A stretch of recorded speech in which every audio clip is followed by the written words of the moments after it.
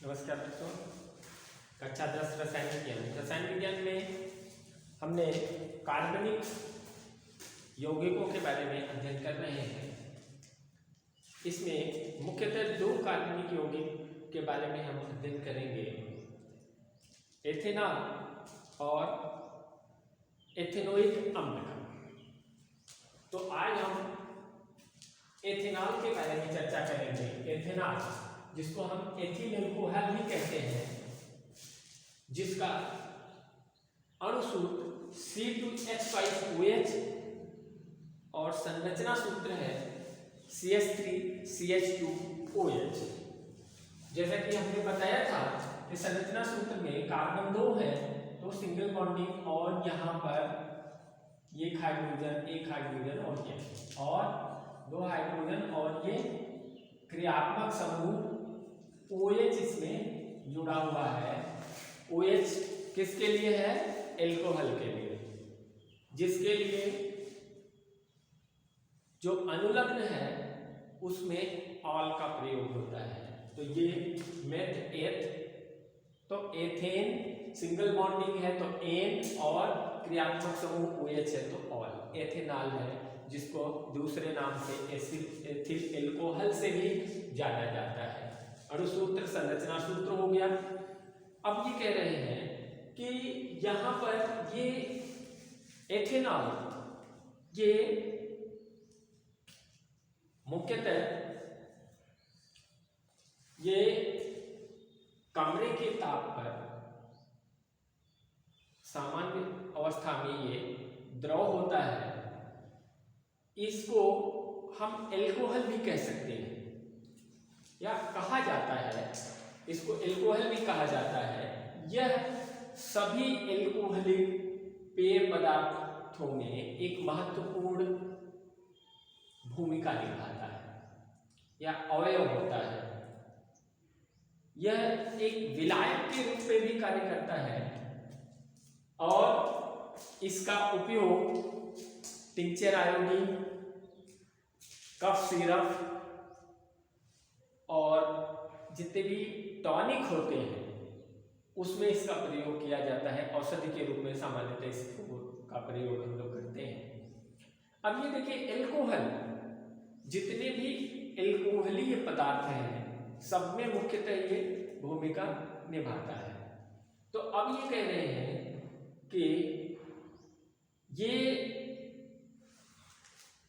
ये तो इसके भौतिक गुण में आ गया।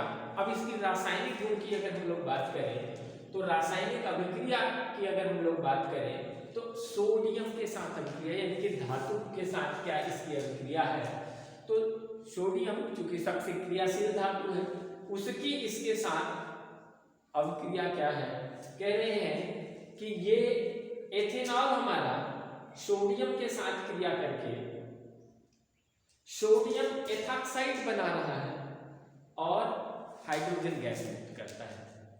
इसमें ये कह रहे हैं कि हाइड्रोजन गैस मुक्त करता है। बच्चों, हमने आपको बताया भी था कि कौन सी और धातुएं हैं जो हाइड्रोजन मुक्त करती हैं। धातु के गुण में बताया था हमने कि किन किन से ये क्रिया करके आपका ये हाइड्रोजन मुक्त करते हैं, धातुओं के बारे में। तो उसको भी आप लोग ध्यान में रखेंगे। तो यहाँ देखिए, सोडियम हमारा एथिल एल्कोहल या एथेनॉल से जब क्रिया कर रहा है, क्योंकि यहाँ हमने इसको संतुलित कर रखा है। सामान्यतः सोडियम और एथेनॉल को अगर हम ऐसे लिखेंगे फिर बाद में संतुलित करना पड़ेगा, ये चैप्टर 1 की प्रक्रिया है, इसको ध्यान में रखेंगे। तो यहाँ पे हाइड्रोजन गैस के रूप में ये मुक्त करेगा। तो ये तो हो गया कि सोडियम के साथ अभिक्रिया हाइड्रोजन गैस मुक्त करता है। दूसरा है कि इसको हम कहते हैं निर्जलीकरण क्रिया, या सामान्यतः हमारी एनसीईआरटी कहती है कि संतृप्त हाइड्रोकार्बन बनाने की अभिक्रिया, असंतृप्त हाइड्रोकार्बन बनाने की अभिक्रिया। कह रहे हैं कि 443 केल्विन तापमान पर अगर हम एथेनॉल को गर्म करें और सांद्र सल्फ्यूरिक अम्ल कि अधिकता में अगर हम उसको गर्म करें तो यहाँ उसका क्या हो जाएगा, एथिल एल्कोहल का निर्जलीकरण हो जाएगा, यानी कि जल वाष्प के रूप में उड़ जाएगा और हमारा एथीन बन जाएगा। आप देख रहे हैं C2H4 बन रहा है। क्या बन रहा है? C2H4 बन रहा है। एथिल एल्कोहल को हम गर्म कर रहे हैं, CH3CH2OH, इसको गर्म किया जा रहा है सांद्र सल्फ्यूरिक अम्ल की उपस्थिति में, अधिकता में इसको गर्म किया जा रहा है और यहाँ सल्फ्यूरिक अम्ल हमारा निर्जलीकारक के रूप में कार्य कर रहा है।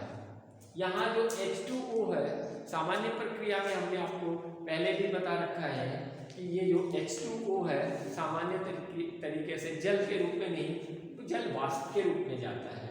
तो ये आपके एथेनॉल के गुण हो गए। सामान्य तरीके से ये कहें कि ये जल में घुलनशील है।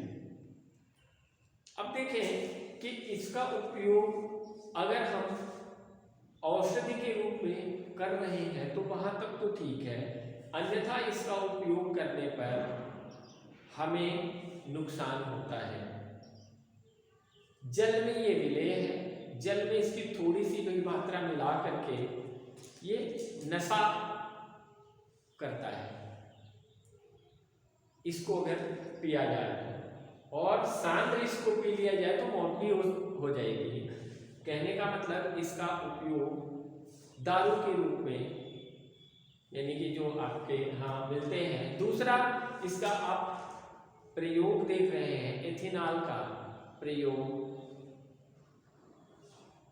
ईंधन के रूप में भी किया जा रहा है। आप देखेंगे पेट्रोल पंप पर लिखा भी रहता है, बड़े पेट्रोल पंपों पर आपके लिखा भी रहता है इसमें एथेनॉल इतने % एथेनॉल है, यानी कि पेट्रोल में ये मिलाया गया है। कहने का मतलब ये ज्वलनशील भी है, जलता भी है और जल में घुलनशील है। इसका प्रभाव हमारे जीवों पर इसका प्रभाव बुरा पड़ता है। तो ये है आपका एथेनॉल, जिसको हम कह रहे हैं कि एथिल एल्कोहल। अब इसके बाद हम दूसरे यौगिक के बारे में बात करेंगे, जो है हमारा एथेनोइक अम्ल। धन्यवाद।